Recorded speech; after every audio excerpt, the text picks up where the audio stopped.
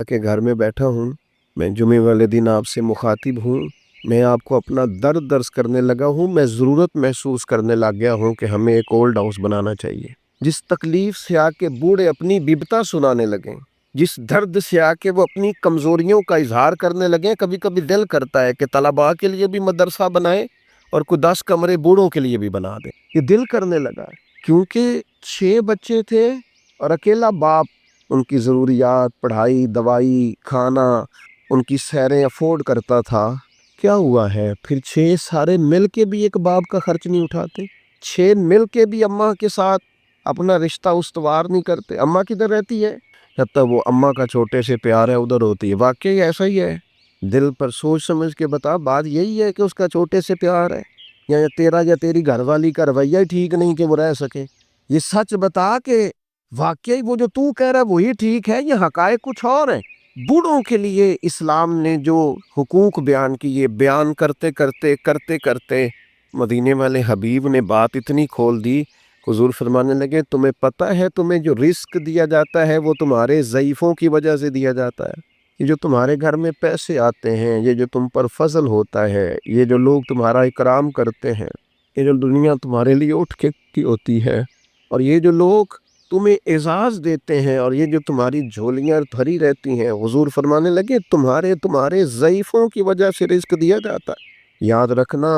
ہر چیز کے پیچھے محنت نہیں ہوتی، بہت ساری چیزوں کے پیچھے دعا بھی ہوتی ہے۔ کبھی ماں کے ہاتھ اٹھے تھے، اس نے کہا تھا اللہ میرے پتر نو اینا دیں ید کو سانبے آنا جائے۔ کبھی باپ نے کہا تھا کہ اس نے میری خدمت کی ہے، بھوکا نہیں مرے گا کبھی بھی۔ وہ کبھی جو التجا ہے، وہ دعا ہے، وہ جو برکت ہے تمہارے گھر میں، وہ جو بوڑھوں کے ساتھ تمہارا رویہ اعلیٰ ترین ہونا چاہیے، اس پر یار نئے سرے سے غور کرنے کی ضرورت پڑ گئی ہے۔ بزرگ کونوں میں بیٹھ کے کہتے ہیں، نکروں میں بیٹھ کے کہتے ہیں، مینوں پوچھ دے نہیں،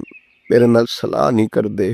میرے کو چپ کر کے لنگ جاندے، مینوں تے کو پوچھ دے تے میں چپ کر کے کہنا بچے بڑے نیک نے، بڑے اچھے نے، لیکن میں کیسے اپنے پیٹ سے کپڑا ہٹاؤں؟ میرے عزیزو، رسول رحمت صلی اللہ تعالی علیہ وسلم نے ان بوڑھوں کے ساتھ نیکی کرنے پر جو اجر بیان کیا ہے وہ بڑا انوکھا ہے۔ حضور نے بزرگوں کے ساتھ جو اکرام کرنے کے بعد اس کا نتیجہ بتایا ہے، اور جو انعام ملے گا کسی ضعیف آدمی کی خدمت کرنے پر، وہ انعام بڑا شاندار بیان کیا ہے۔ آپ کبھی ترمذی شریف کی اس حدیث پر غور کریں، میں عرض کرنے لگا ہوں تو انسان تو بڑی ساری روحانی عروج پہ چلا جائے کہ یار حد ہو گئی، اتنا بڑا انعام ملے گا۔ نبی کریم نے فرمایا اگر تو کسی بوڑھے کی اس کی بڑھاپے میں خدمت کرے گا نا، تو جب تو بوڑھا ہوگا تو اللہ تعالیٰ ایک جوان مقرر کرے گا جو تیری خدمت کرے گا۔ آپ نے خدمت کی، اور حضور فرماتے ہیں پھر اللہ ڈیوٹی لگائے گا بندے کی۔ آپ نے بوڑھے کی خدمت کی، اور جب آپ بوڑھے ہوئے تو آپ کی جو ذمہ داریاں تھیں وہ اللہ کے ذمہ کرم پہ چلی گئی۔ اللہ نے بندہ مقرر کیا ہے، اللہ نے۔ حضور فرماتے ہیں رب نے نرخ بازار محبت کا انوکھا ہو گیا، خود خریداروں میں شامل آ کے مولا ہو گیا۔ اللہ نے ڈیوٹی لگائی، اللہ نے، کہ اس نے ایک بوڑھے کی خدمت کی تھی، اب ایک جوان اللہ مقرر کرے گا۔ اور اس حدیث میں تصریح نہیں فرمائی، یہ ترمذی کی ہے، تصریح نہیں کی کہ وہ بیٹا ہی ہوگا، بھتیجے کی بھی ڈیوٹی لگ سکتی ہے، کسی شاگرد کی بھی لگ سکتی ہے، کسی گلی محلے میں بھی کسی کے دل میں اللہ بات ڈال دیتا ہے کہ تو اس کی خدمت کر، شرط یہ ہے کہ پہلے تو نوکری کر، ڈیوٹی کر۔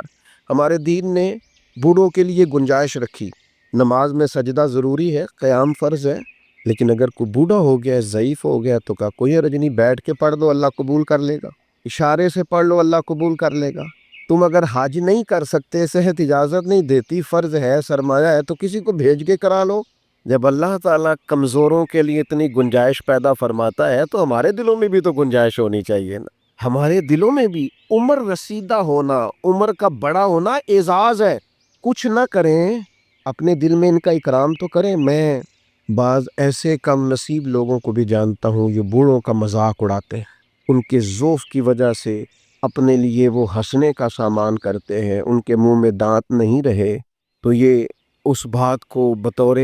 شغل کے اپنا لیتے ہیں، اٹھنا بیٹھنا ان کے لیے دشوار ہے تو یہ بعض بوڑھوں کو غصہ دلا کے چڑھا کے خوش ہوتے ہیں نبی پاک علیہ السلام نے فرمایا جس نے 3 لوگوں کی عزت کی وہ سمجھے میں نے اپنے رب کی عزت کی۔ اللہ کا اکرام کیا، بخاری مسلم میں حدیث ہے، اللہ کا اکرام کیا۔ یا رسول اللہ کس کس کا؟ فرمایا جس نے عدل کرنے والے بادشاہ کی عزت کی وہ سمجھے میں نے اپنے رب کی عزت کی، اور جس بندے نے قرآن پاک کے عالم کی عزت کی، دین کے عالم کی عزت کی، وہ سمجھے میں نے رب کی عزت کی، اور فرمایا جس نے بوڑھے مسلمان کی عزت کی سمجھے میں نے اپنے رب کی عزت کی ہے۔ اس اکرام کو آپ غور سے دیکھیے، یہ کتنا بڑا اعزاز ہے، یہ کتنی بڑی فضیلت ہے کہ اگر کسی بوڑھے کو، میں آپ سے عرض کروں، میں یہاں دوست مجھ سے ملتے ہیں تو بعض اوقات ان کو مرتب ہو کے کھڑا ہونا پڑتا ہے اور ایک کے بعد دوسرے کو آنا پڑتا ہے، تو میں اکثر دوستوں سے کہتا ہوں بزرگوں کو پہلے ملا لو۔ اس کی وجہ یہ ہوتی ہے کہ بوڑھے آدمی کے لیے کچھ زیادہ دیر کھڑا رہنا بھی مشکل ہوتا ہے، اور ان کے اعزاز کے بھی خلاف ہے،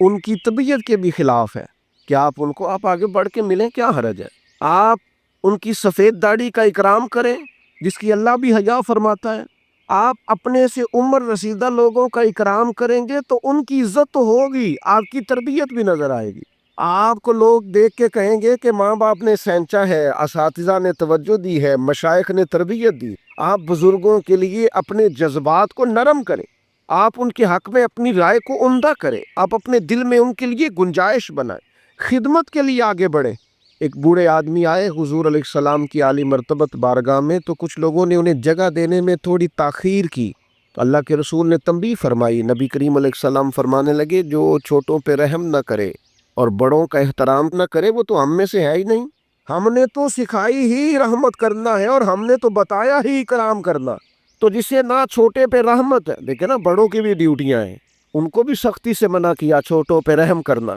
ان کو بھی تاکیداً منع فرمایا،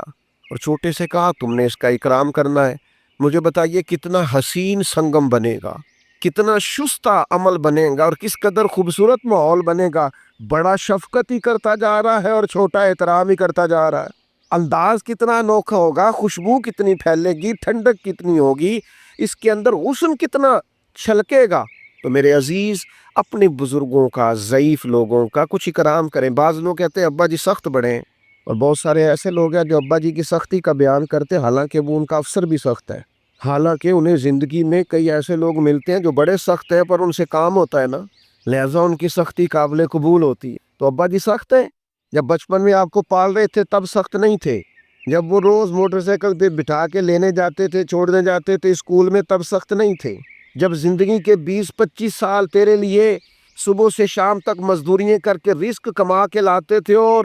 پرانے کپڑے پہن کے تجھے نئے پہناتے تھے، تب سخت نہیں تھے۔ ایک بزرگ کا فرمان یاد رکھنا، بڑا نفع دے گا۔ وہ فرمایا کرتے تھے ماں باپ کی سختی برداشت کر لو، انشاءاللہ پھر ساری زندگی کسی اور کی سختی سہنی نہیں پڑے گی، پھر اللہ تعالیٰ آسانی کر دے گا، پھر تمہیں اس تکلیف سے گزرنا نہیں پڑے گا۔ اور پھر میں عجیب منظر میں دیکھتا ہوں زمانے میں کہ یہ سب کا خیال ہے کہ ہماری عزت ہو، تو بھئی آپ بھی تو کسی کی کریں نا۔ یہ سب کا خیال ہے کہ ہمارا اکرام کیا جائے تو آپ بھی کسی کا کریں۔ یہ سب کا خیال ہے کہ میں ایک ٹائم آئے جب میں سینئر سٹیزن بن جاؤں اور میں بوڑھا ہو جاؤں اور بزرگ ہو جاؤں، تو بھئی آپ بھی کسی کا اکرام کریں تاکہ اس وقت آپ کے لیے بھی آسانی بنے۔ بوڑھوں کے نرم دل، ان کا جی چاہتا ہے کہ ان کی عزت ہو، ان کی طبیعت چاہتی ہے کہ ان کا، ہاں ایک الگ بات ہے کسی میں عاجزی کوٹ کوٹ کے بھری ہوئی ہے، وہ کہتا ہے نہیں نہیں جی ضرورت نہیں، لیکن بزرگی تقاضا کرتی ہے کہ اکرام کیا جائے، احترام کیا جائے۔ علامہ اسماعیل حقی لائے ہیں روایت، ایک شخص نے آ کے عرض کیا تھا حضور میرے رزق میں برکت نہیں، تو حضور فرمانے لگے کہیں تو بوڑھوں کے آگے آگے تو نہیں چلتا، تو بزرگوں کا گویا احترام کرنا شروع کر دے، اللہ تیرے رزق میں برکت پیدا فرما دے گا۔ لیکن ہماری طبیعت یہ ہے کہ ہمارے اندر وہ خاص جذبات پیدا نہیں ہوتے، ہمیں وہ آج ایسے لوگوں سے سابقہ پڑتا ہے اور ایسے لوگوں کو سنتے ہیں جو مزاجن بے ادب ہوتے ہیں، طبعاً بے ادب ہوتے ہیں، تو ہم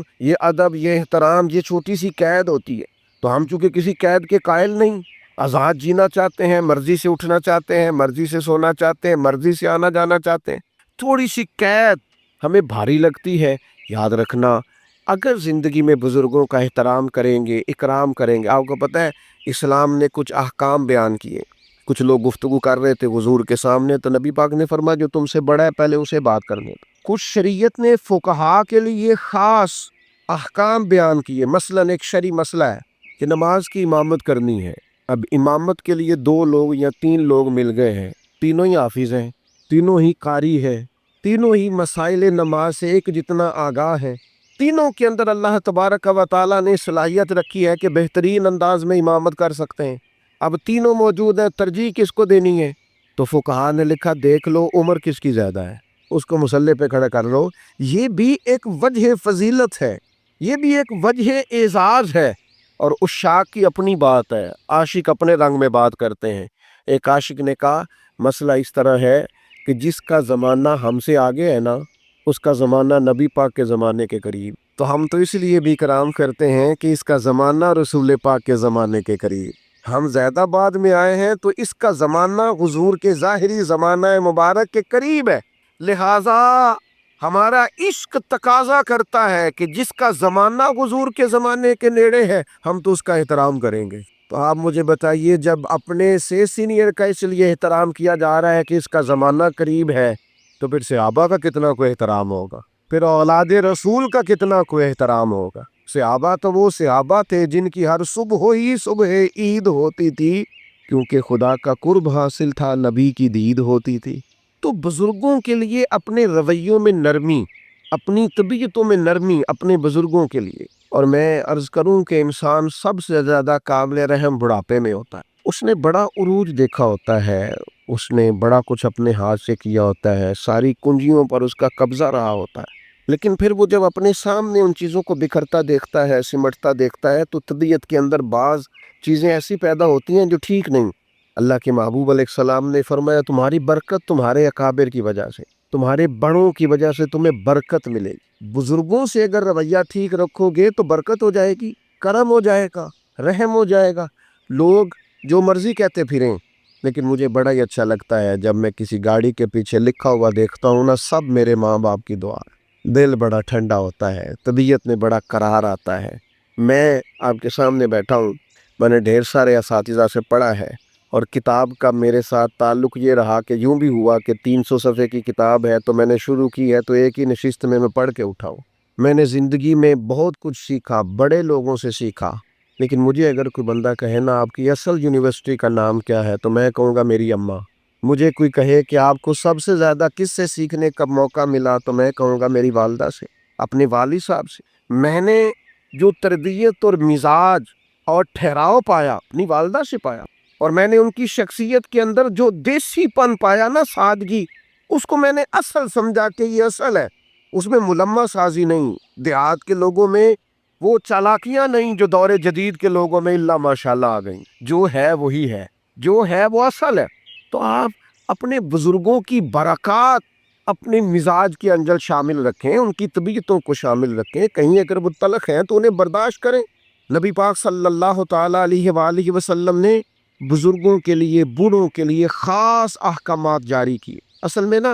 ہمارے ہاں بہت ساری چیزیں مغرب سے آئی ہیں، اور جو مغربی معاشرہ ہے وہ سارے کا سارا مادیت پر مبنی ہے، مادہ پرستی ہے۔ اب 18 سال کے ہو گئے، آپ فارغ ہیں، نکلیں گھر سے، آپ کے والدین کدھر ہیں کوئی پتہ نہیں، وہ کہاں وقت بتاتے ہیں آپ کا کوئی لینا دینا نہیں، آپ پر قانوناً کوئی پابندی نہیں۔ اور میرے نبی پاک علیہ السلام نے تو فرمایا نکاح کے وقت بھی اگر ولی موجود نہ ہو تو گویا نکاح میں وہ حسن نہیں جو حسن ہوتا ہے۔ اس موقع پر بھی کہا کہ اس کا باپ موجود ہو۔ آپ آج بھی رجسٹر کھول لے نکاح کا تو لکھا ہوتا ہے دلہا یا اس کے وکیل کے دستخط، تو وکیل کے کھانے میں کس کو لکھا جاتا ہے؟ والد کو۔ وکالتیں باپ کے نام، تو چونکہ مغربی سوسائٹی مادیت پر مبنی تھی، صرف پیسے کماؤ باقی چھوڑ دو، تو ہمارے ہاں لوگوں نے اس طرف توجہ کی تو یہاں بھی اولڈ ہاؤس بننے لگے، یہاں بھی بوڑھوں کو سکریب کا مال سمجھ کے ہم نے چھوڑنا شروع کر دیا۔ میرے عزیز یاد رکھیں، اپنی طبیعت اس طرح کی بنائیں، اپنا لہجہ اس طرح کا بنائیں کہ جس میں بزرگوں کے لیے احترام ہو، جس میں بزرگوں کے لیے اچھے جذبات، جس میں اپنے بزرگوں کے لیے ہمارے نا یہ فقہ کے جو مسائل ہوتے ہیں نا، فقہی مسائل، ان میں اختلاف ہو جاتا ہے، اور یہ اختلاف رحمت ہے۔ مثلا فقہی مسائل، ایک ہوتا ہے عقیدے کا اختلاف، وہ ٹھیک نہیں۔ فقہی اختلاف، یہ فقہی مسئلہ ہے کہ آمین اونچا کہنا ہے یا آہستہ کہنا ہے، رفع دین کرنی ہے، یا یہ فروعی مسائل ہیں، ان میں اختلاف ہو جانا کوئی ایسی بڑی بات ان میں ہو جاتا ہے۔ مثلا ہمارے بزرگوں میں ایک مسئلہ چلتا ہے کہ سپیکر کے اندر نماز پڑھائیں تو نماز بالکل ٹھیک ہے یا اس کا اصل حسن قائم نہیں رہتا، ایک مسئلہ ہے فقہی۔ ایک مسئلہ چل گیا فقہی جس میں کچھ اختلاف رائے ہو جاتا ہے، دلائل ہوتے ہیں سب کے پاس وہ اپنے اپنے، لیکن یہ بزرگ ایک دوسرے کا احترام کرتے تھے، امام شافعی امام مالک کا، امام مالک امام احمد بن، یہ لوگ ان چیزوں کا احترام کرتے ہیں۔ فروع میں عقیدہ عقیدہ ہے، اس میں کوئی کمپرومائز ہے۔ تو ہمارے ایک دوست تھے تو ان کا اس مسئلے میں موقف اور تھا، استاد صاحب کی رائے اور تھی، تو کچھ تھوڑا سا اختلاف پیدا ہوا، لیکن بڑے حسین لوگ تھے، اختلاف بھی احترام کے ساتھ کرتے تھے، اختلاف میں بھی وہ آداب نہیں چھوڑتے تھے۔ تو استاد صاحب نے بلایا اور بلا کے کہا اب یہ مسئلہ بیان کرتے ہیں، کہ میں کرتا ہوں، تو کہا میری رائے تو یہ ہے۔ تو میں اپنے اس دوست کا قائل ہو گیا۔ استاد صاحب کہنے لگے میرے پاس یہ دلیل ہے، اور جس بندے کو تم نے مسئلہ بتایا مجھ سے پوچھ کے گیا تھا اور میں نے تو یہ رائے دی ہے۔ تمہارے وہ کلاس فیلو کہنے لگے استاد صاحب میرے پاس دلیلیں بھی ہیں، اور آپ نے مجھے کتاب و سنت پڑھنے کا جو سلیقہ بتایا اس سلیقے کی روشنی میں مسائل بھی اخذ کر سکتا ہوں، دلیل بھی دے سکتا ہوں، لیکن چونکہ آپ میرے استاد ہیں، آپ جیسے حکم کریں میں ویسے رائے دینے کو بھی تیار، میں اڑوں گا نہیں، میں زید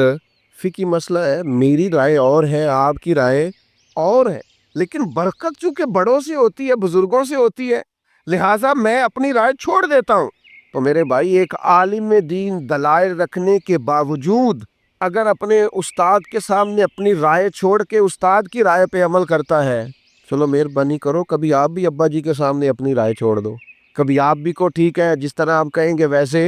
ہو جائے گا، آپ بھی کبھی تھوڑی دیر کے لیے اپنی رائے سے رجوع کر لیں، کوئی حرج والی بات نہیں ہے، کچھ بھی نہیں فرق پڑتا، کچھ بھی معاملہ نہیں ہوتا۔ ہمارے ایک دوست تھے،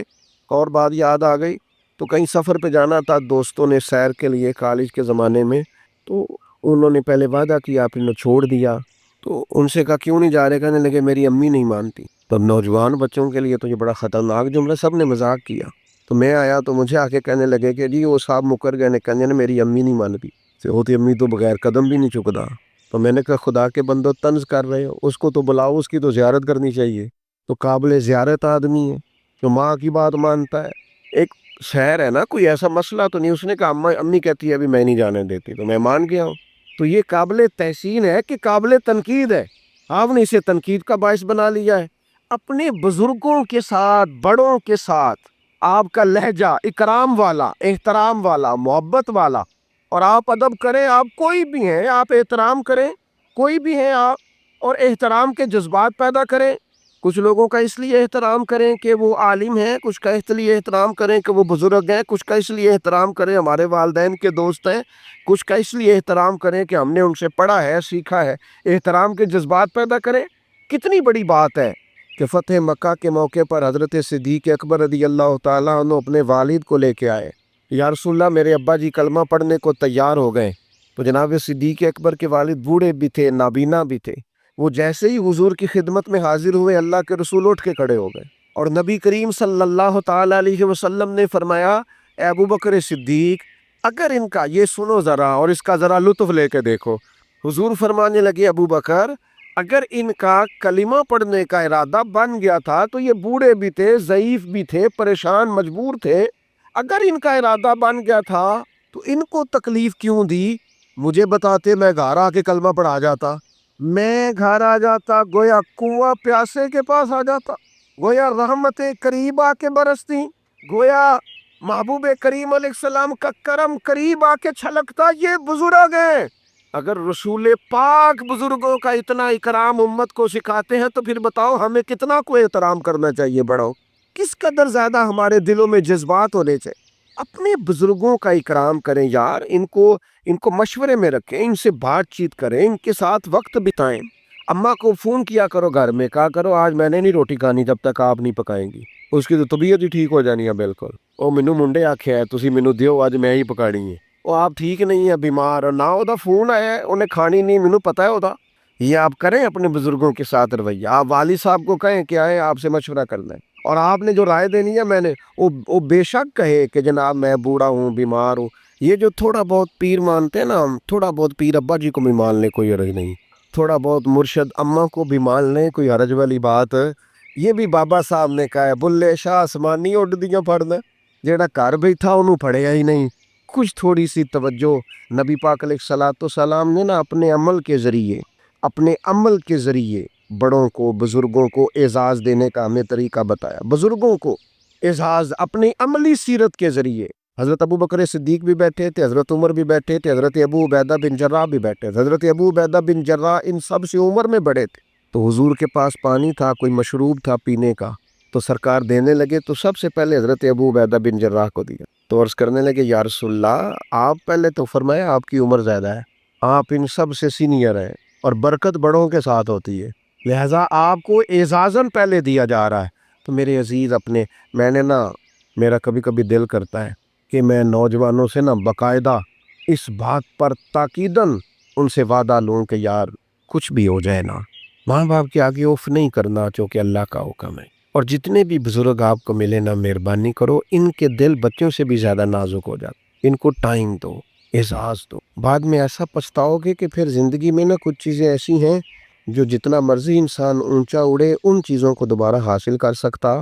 نبی پاک جناب ام ایمن کی قدر کرتے، حضور حضرت حلیمہ کے آنے پہ کھڑے ہوئے، چادر اتار کے بچھائی، رضائی والد آئے تو اللہ کے رسول کھڑے ہوئے، نبی پاک صلی اللہ تعالیٰ علیہ وسلم نے ان بڑوں کا اکرام کر کے، جناب عباس آئے تو حضور کھڑے ہو گئے، میرے چچا ہے۔ نبی پاک علیہ الصلوۃ والسلام نے عملاً ہمیں کہا ہے بزرگوں کے ساتھ آپ نے ناراض نہیں ہونا۔ نوجوانوں، مجھے پتہ ہے کچھ والدین کی طبیعت سخت ہے، پر اللہ نے ہمارا والد بنایا ہے نا، انہوں نے بھی ہماری ساری تکلیفیں، میرے قریبیوں میں ایک دوست ہے کہ ابا جی بڑے سخت ہیں، تو وہ اکثر شکایت کرتے رہتے تھے ابا جی بڑے سخت نے، ابا جی بڑے بڑے ڈاڈے نے جی، تو ہم کی دسی حضرت صاحب، تو ان کا کوئی آپریشن تھا، چھوٹا سا آپریشن تھا، ان کے دوست بھی مجھے کہتے تھے کہ ابا جی نے بڑے ڈاڈے نے، چھوٹا سا آپریشن تھا، تو مجھے فون کر کے تو ابا جی رو پڑے، کہنے لگے پیر صاحب دعا کرنا، منڈے دا آپریشن ہے کہ تمہیں پتہ ہے اپنے دکھ ویکھے جاندے نے، اولاد دے نہیں جے ویکھے جاندے، دعا فرمانا۔ میرا دل کرے کدی مینوں ملے نہ ہونا آ کے، تینوں میں دساں کرما لیا، تو کہنا ڈاڈا بڑا ہے، اس نے تو رو رو کے حد کر دی تیرے لیے، اور